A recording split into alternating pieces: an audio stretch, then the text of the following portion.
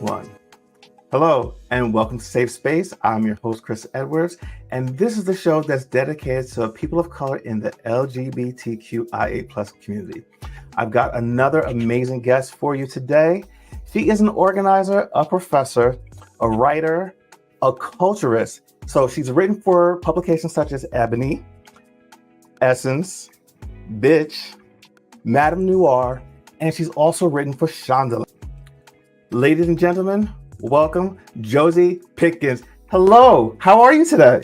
I am great. I'm excited to be here, and thank you for inviting me to come on. Thank you for accepting. Oh my gosh, it's such a pleasure to have you on. So, you know, the format of this show is we kind of explore people in the LGBTQIA+ community, see what their journey's been about and how they've gotten to this place in their life. So, you know, we've never really actually had the opportunity to really interact. We had a brief conversation a couple weeks ago.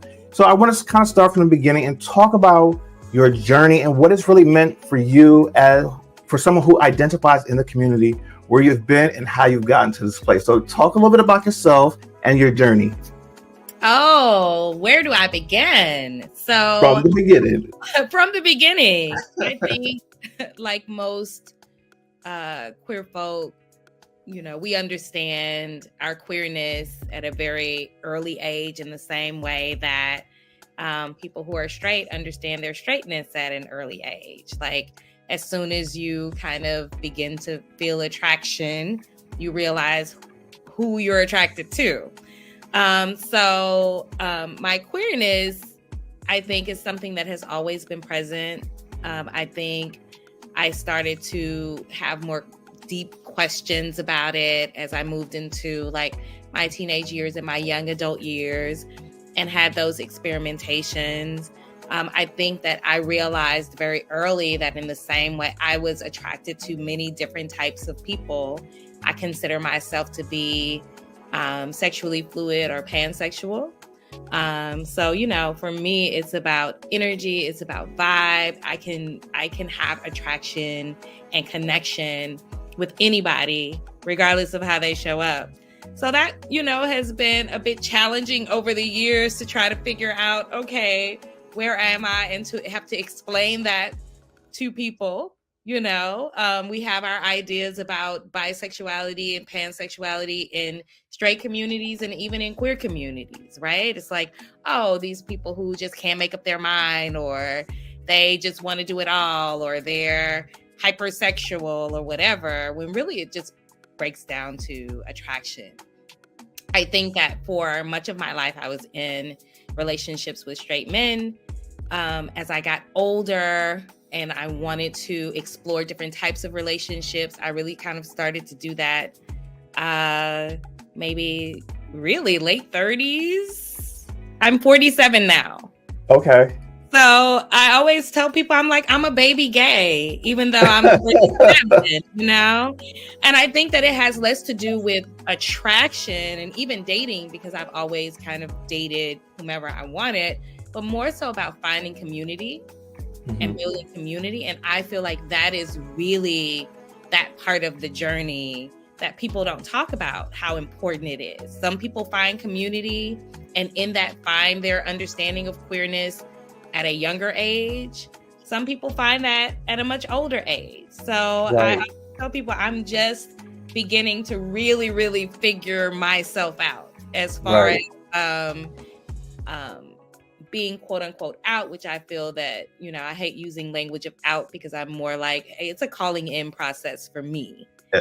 So yeah. I want to explore that a little bit because one of the things I harp on a lot, when I talk about myself and my story, I never say that I came out, because it's more, for me, it's more of I let people in. Right. I was blocking people from being a part of that portion of my life. So me letting them in is giving them full access to who I am as an individual. So I love that you don't like to use that coming out. You know, to each his own, but that's not a term that I use for myself. Right. I want to step back a little bit and kind of go back towards like childhood, because I like to always look at origin stories and how people dealt with their queerness when they were young. Because, you know, that can be very confusing time in one's life. You know, you don't have the words, you don't have the full understanding of what it is. You know, you feel something that everyone else is not necessarily feeling. You might feel out of place.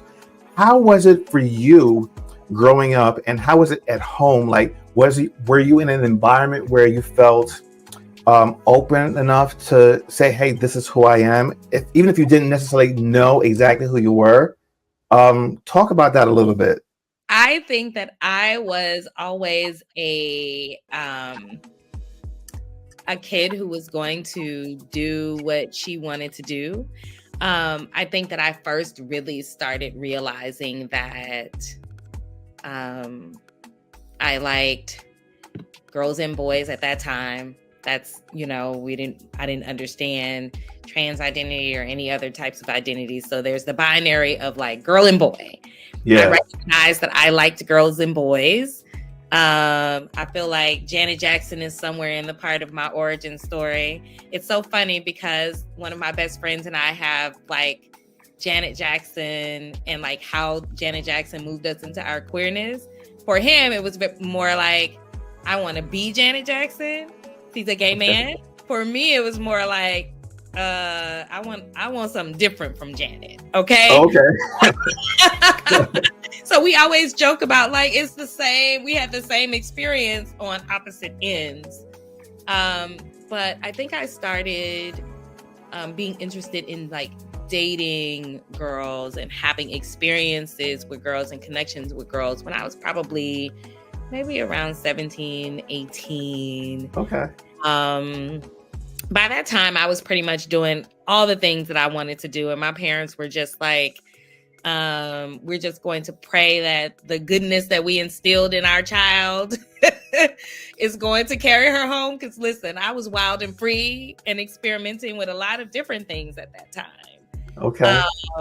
And I just remember at one point I had a girlfriend and a boyfriend and they knew about each other. And it was just, so I feel like my story might be a bit different than other people's.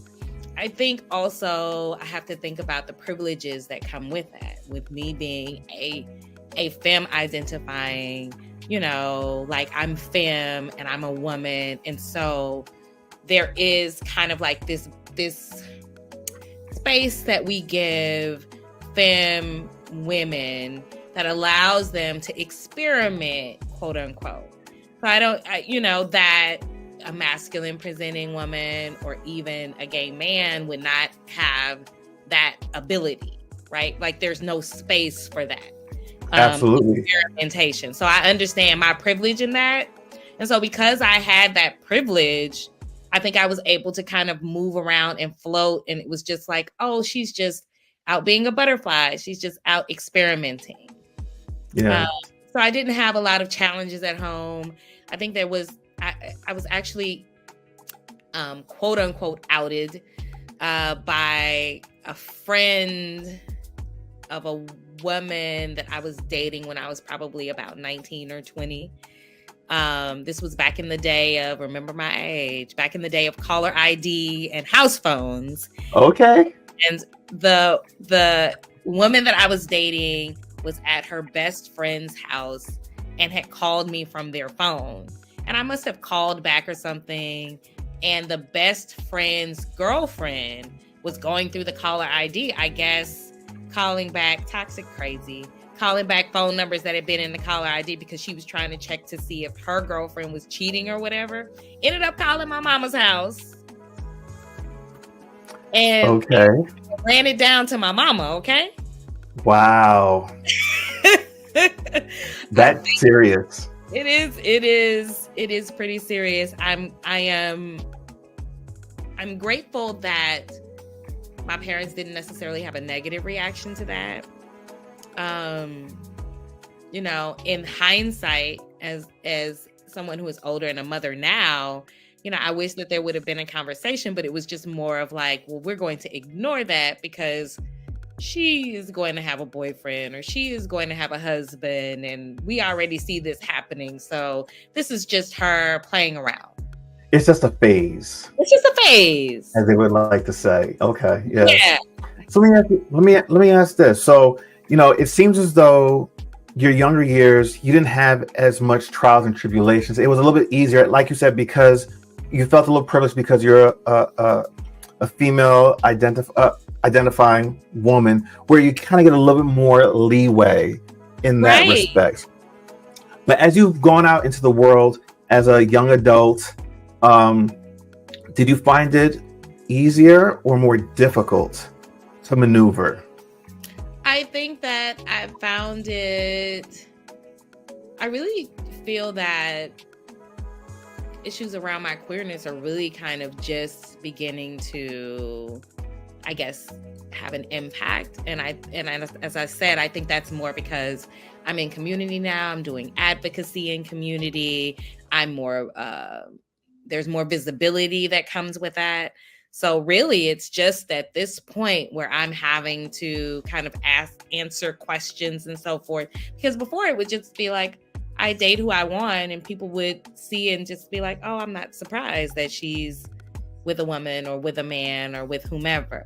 I think it has been, since I have been more visible and more vocal about my queerness, that there are these questions now of like, okay, is my family seeing this on Facebook? Or I actually very recently just have been in my first adult relationship. Like, I had a girlfriend back in the day when I was like 19.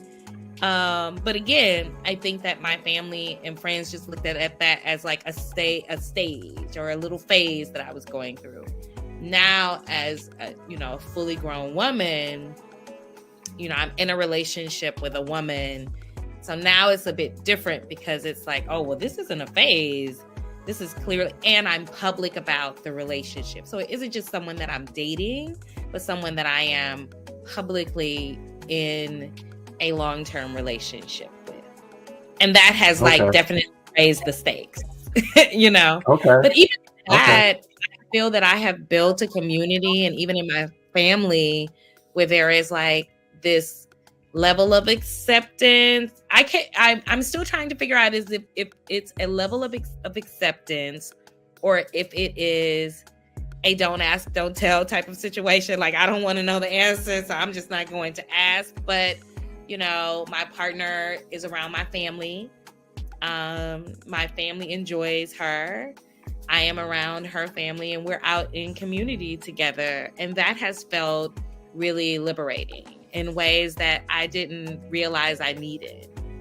Like, I kind of feel that I've always kind of done what I wanted to do, but there hasn't been any real conversation around it. And so now it's like, for instance, here in Houston, I was voted as a Black History Maker in Outsmart magazine, which is a queer publication. And so I'm like talking about love and queer community and what that means to me, and the work that I would love to do around that. Because we have so much to address as a community around our relationships and the way that we have been taught to love or have been shamed out of loving, all of those things. So I talk a bit about that in the article. So I'm like, oh, I'm all in print now. My queerness. So it even at my age, and even as I feel that I'm very cemented in who I am, and I'm very strong. But even at my age and the strength that I know in being who I am, it's still, I realize that there is a greater level of like freedom and liberation in just being more vocal about it now. Okay. You know what? You had mentioned in the beginning that, you've dealt with and I think dated throughout the rainbow, as we would call it. Yes. Talk about those experiences, because not everyone has that experience. My personal story, I identify as a Jamaican bisexual man. I dated women, and I'm married to a man now, 4 years happily. But talk about your experience in just dating different types and groups of people. Yeah, I always say, with me, it's all about the vibe. So, and one of my best friends she's like, you can fall in love with anybody. You can fall in love with a plant. And I'm like, it's true. I'm a lover like that. I'm definitely Okay. a lover girl. So I have dated straight men, which has been most of my public dating life. I have dated lesbians, bisexual women. I have dated or have had interest bisexual men. I have dated a trans man. So yeah, I'm really pretty open to, I feel that gender and sexuality are fluid. And even when we try to fit those things into binaries, there still is always excess and outpour. And I am just a person who believes that everybody should be able to be fully who they are. Yes. And to love whoever they want to love. And so I think it has been a gift for me and for the people that I've dated to I feel like love should liberate. Right? I keep, bringing up this word liberation, but love should make you feel more free. Connection should make you feel more free. And so, yeah, I am open and I create safe space for those individuals to be their full selves and show up however they want. And if it's vibing with me, I'm down. Absolutely. I love that you said, you're creating safe spaces for yourself. And you should be able to love who you love. And I think when you do that, you do allow yourself to be free. I can so resonate with that feeling because I know when I met my husband, I opened myself up to that. And I now feel the freest I've ever been in my entire life. So I totally get that. Yeah. So I want to kind of delve a little bit into more of your adult and your professional life because you've done some amazing things. And I want to know how you've incorporated who you are as an individual and injected that into the things that you're doing currently. Yeah, so I am a professor. Right now I'm in an administrative position. I work, I direct a program that is an abolition-centered program, a social justice-centered program that focuses on child welfare system. So there is that work, which also is love work for me. I always tell people all of the work that I do, whether I'm writing or speaking, organizing work, even teaching, for me, this is all connected to love, not only things that I love, but like a love language, particularly to Black folks. Yes. Many years, I was a professor at an HBCU. There to not only educate Black youth, but also counsel and help them move and navigate through life. In that process, I have helped and loved on many Black queer kids who were trying to figure out in those early college days. I'm sure you remember who they are and navigating that as opposed to who they are, who their parents want them to be or who society wants them to be. So I really enjoyed that process. I'm not in the classroom right now. I'm doing administrative work and I miss my babies very much. The organizing at work that I do is around social justice, and that includes everything from issues around Black families and Black motherhood to working with Black queer youth, to just working with Black queer folk and community all together. And so I show up as my full self all the time, or I try my best to. Mm-hmm. And I find that people, for the most part, are accepting. I think it is when I recognize at a very early age, and I have cemented that through a very rigorous and long therapy process, that people are more accepting of who we are when we are able to navigate our own shame, a lot of times what holds us back from acceptance is our own shame, as opposed to how other people feel. Not always, of course, but a lot of times we hold back who we are because of the shame that we've connected to it. I really have no shame. And I guess a lot of that, again, comes from the privilege I've had of just being able to be myself in the world. So I don't enter rooms or enter conversations feeling shame around any part of who I am. I'm a Black womanist, abolitionist. I am queer. It's a long list. And everywhere I go, I show up with all of those parts of myself because that is who I am. And it has definitely been, I'm very grateful that I have the opportunity to do that, because I understand that for so many people, that isn't possible. I was reading very recently about what's happening in Ghana around their anti-LGBT bill, and it just breaks my heart that in 2024, people really have to live in fear of having their lives taken because of just who they innately are. Yeah. So here's something, you stumbled into something where I don't really talk about too much on this particular platform. On other platforms, I'm very political. And anyone that knows me, I'm very political. Yes. But I think since you touched on, I want to go there a little bit with you.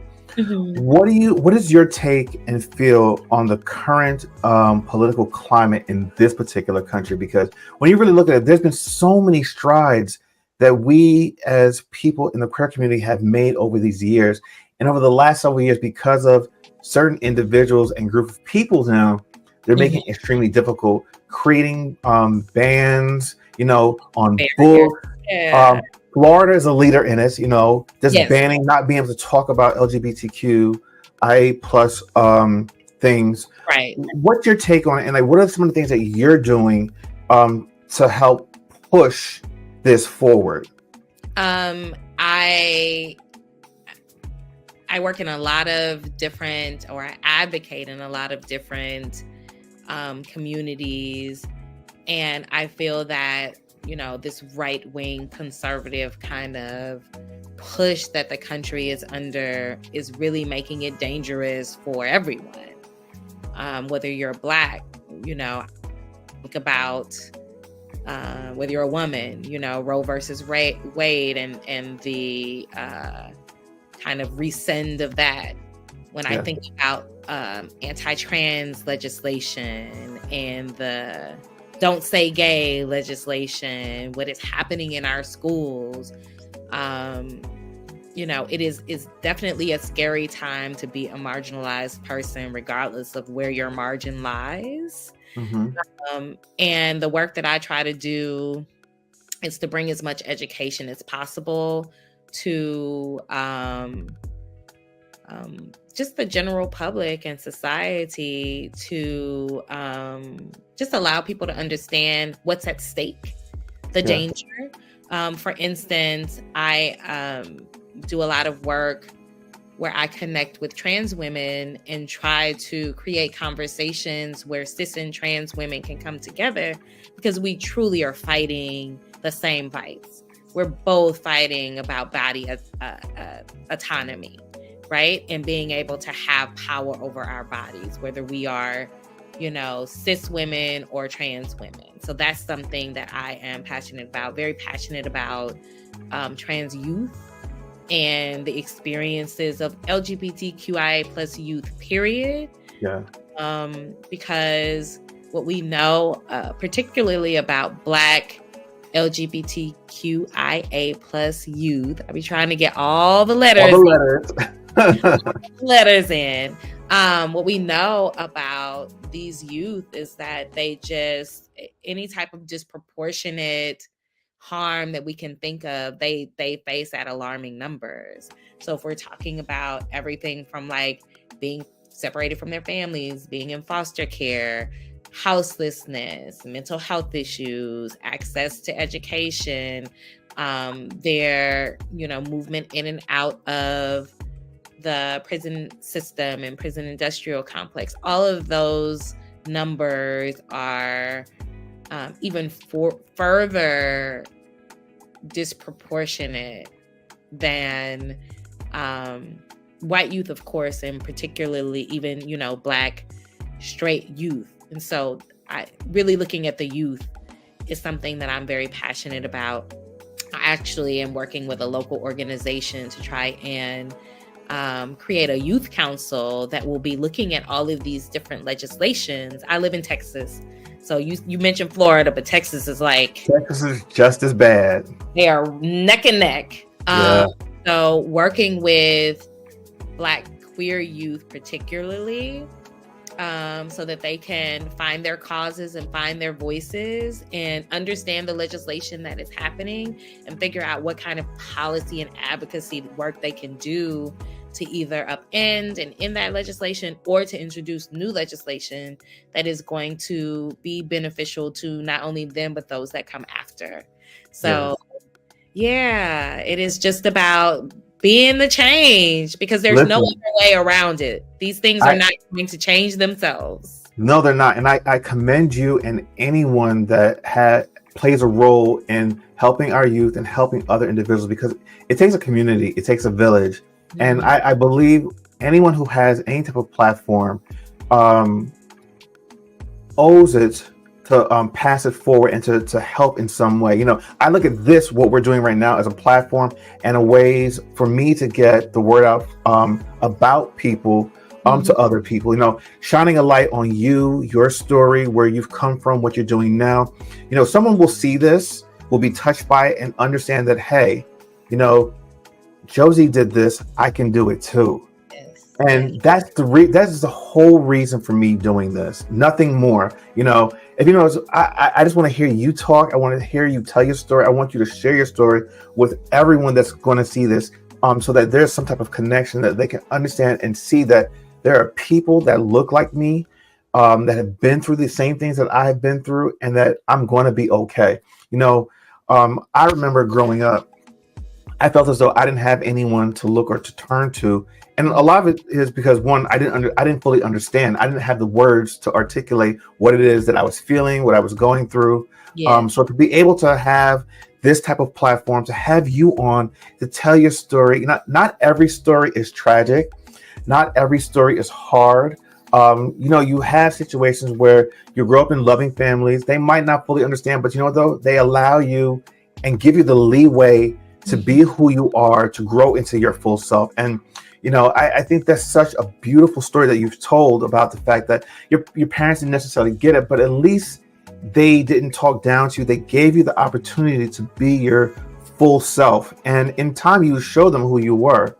Now, getting back to that story, you mentioned that you're basically in your first adult out relationship. How has that been for you? I totally understand and get it as well. I wasn't someone that let people in. I only had one other male relationship prior to my husband. This was like right out of college, very secretive. No one knew about it. Right. But when I met my husband at the age of 43, I decided, okay, that's it. This is the one life I have to live. This person makes me happy. I know who he is. I know who I am. I'm not going to hide this. And it was once I let that cat out the bag and let people in, I feel as though life really began. So my life for me didn't really begin until 43. So I get where you're coming. And I want you to talk about that experience of, just being totally at peace with yourself and allowing others to see that happiness that you have with this person. I think it's also important for me to say that I have done so much work around dealing with some trauma, some things from growing up. Like, I've done a lot of self-work. What I realized is that many of the relationships that I had before, regardless of who I dated some version of the same person for many years. You know what I mean? As many of us do, until we address the underlying issues that cause us to be caught in those types of relational patterns. So when I met my current partner, it was the first time that I felt like, oh, this is not some kind of crazy, chaotic connection. It's not something that is like, it felt very loving and safe from the very beginning. And honey, I have been through it in relationships, okay?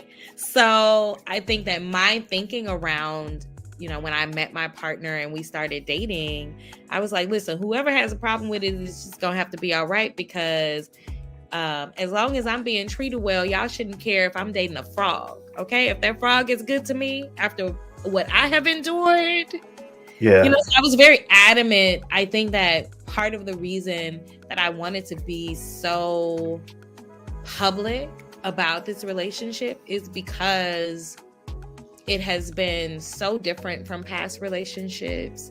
It is, my partner is so good to me. We're so good to each other. We are working so hard to have healthy relationship, something that it's kind of brand new to both of us. We both have done our work. And because the relationship has been so good and so healthy, and what I feel has made me feel so good, there's no way that I could deny it or hide it in any way. So I think probably in the same way that when you met your husband, you were like, this is too good for me to like hide or to feel shame about it. Anybody who doesn't get it just won't get it, and they'll be okay. And it's, you know what? It's not for everyone to get, because it's not their relationship. Yeah, they'll be okay. Yeah. People will be fine. My therapist always says, adults are responsible for learning to deal with disappointment or whatever other feelings that they have. Folks will be fine. It's very important for you to live your truth and live your life, and there also is that aspect of realizing that I am a love and relationships expert. I've been writing about love and relationships now for over a decade.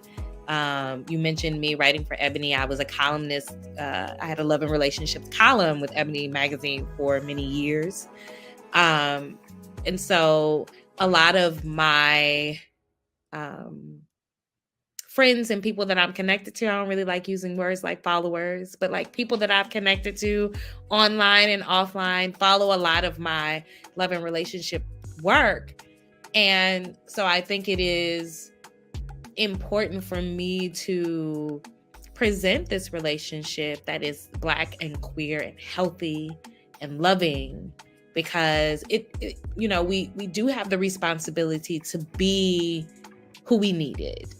Right? Mm-hmm. That I think is like our biggest responsibility as human beings, is like, be who you needed as a child.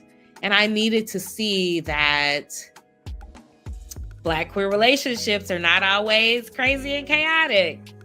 They are not always harmful. They are not always like riddled with shame and something that has to happen in the shadows. Or toxic. Yes. Or that there are Black queer folks who are successful in a number of ways and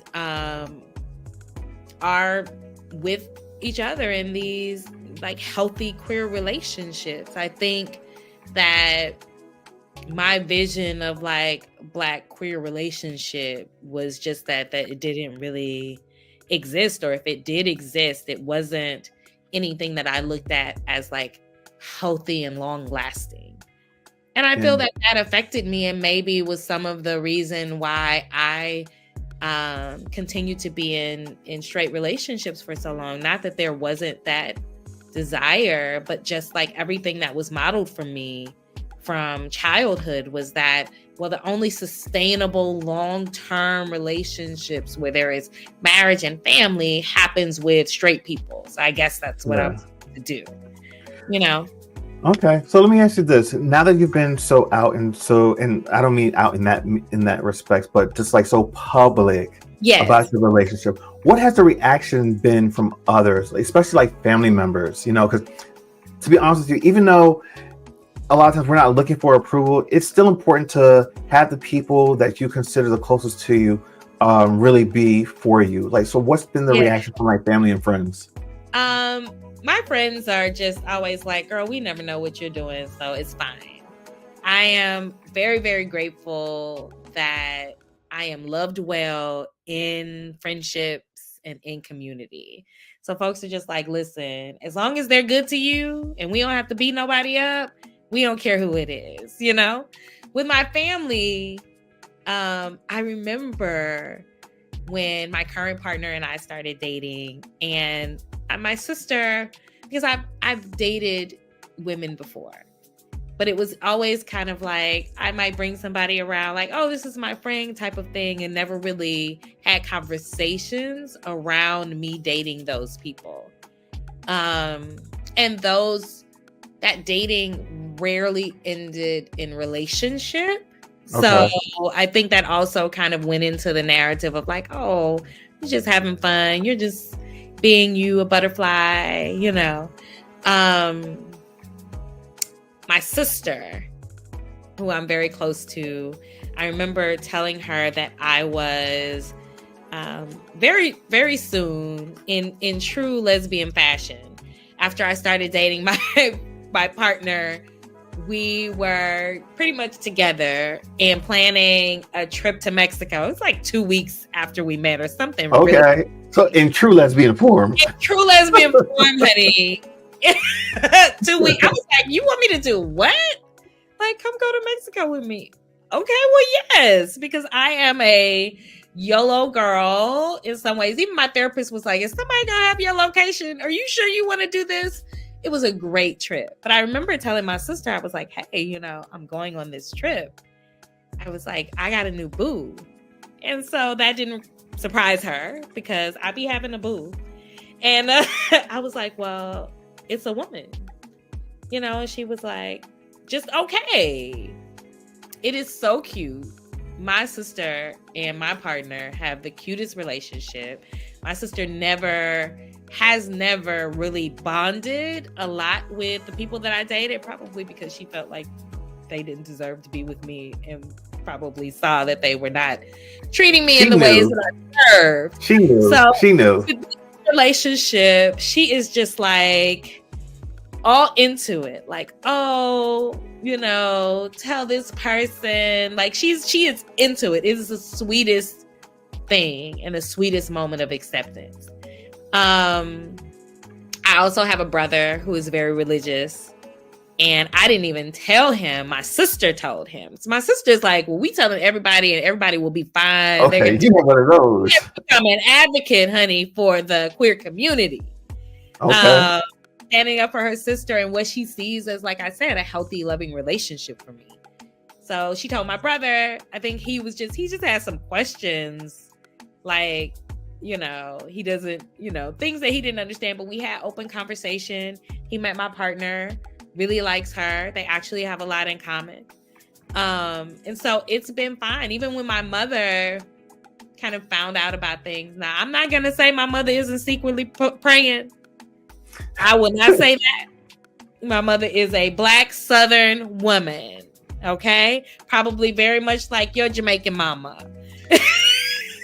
You know what I mean? But here's the thing. I will say this in fairness for my mom. Like I'm actually sometimes still today, still somewhat shocked in how my parents and my family have embraced like my husband. Like honestly, I feel like sometimes they love him more than they love me. You're like, what's going on? Yeah, like they call and this is like, well, where's Ronald at? Or I haven't heard from Ronald today. I'm like, I mean, I'm fine. Okay. Thank you for asking about me, your child that you birthed. Remember? Yeah. But I get where you're coming from, though. It's just like that. You know, they are people of their time and circumstance. You know, and so they were raised with certain ideas about what relationships should look like, what family should look like, all of these things. And so, you know, I've been pleasantly surprised that my mother has been pretty open. We have spent time together.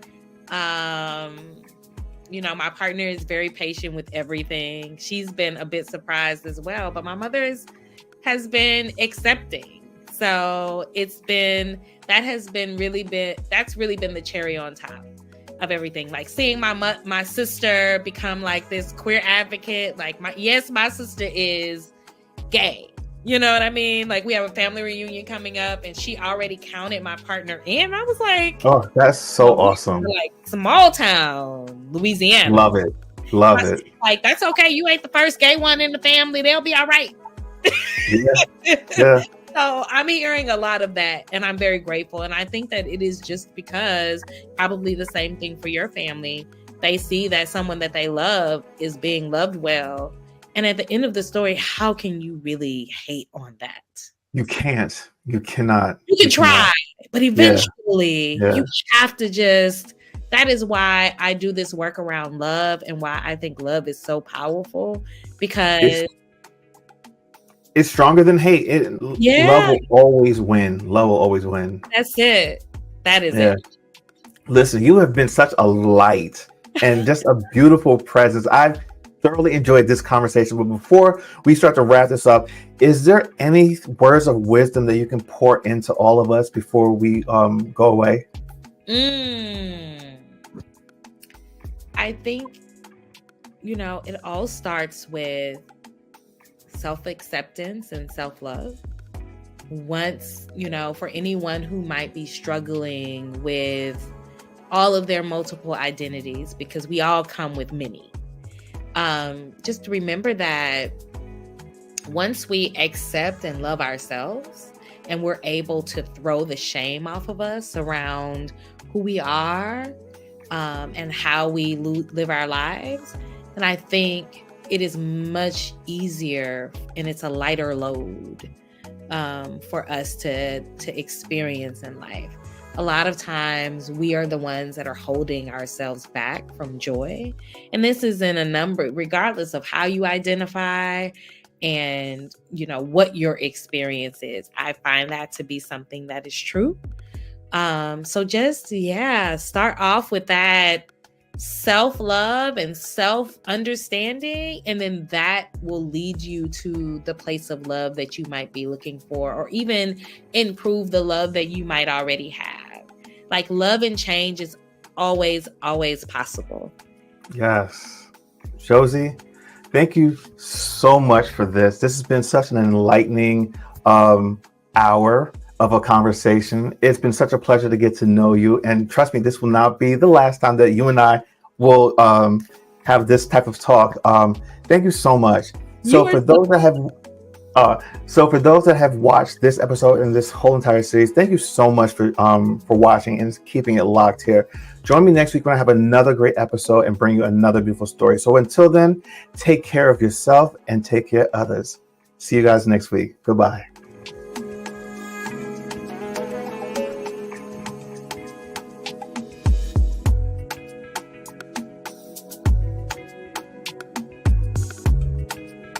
Thanks for watching this show on Indecent Media. Now, if you're watching here on YouTube, make sure to subscribe, like this video, and hit the notification button so that you can get notified when we drop new videos every week. See you guys next time.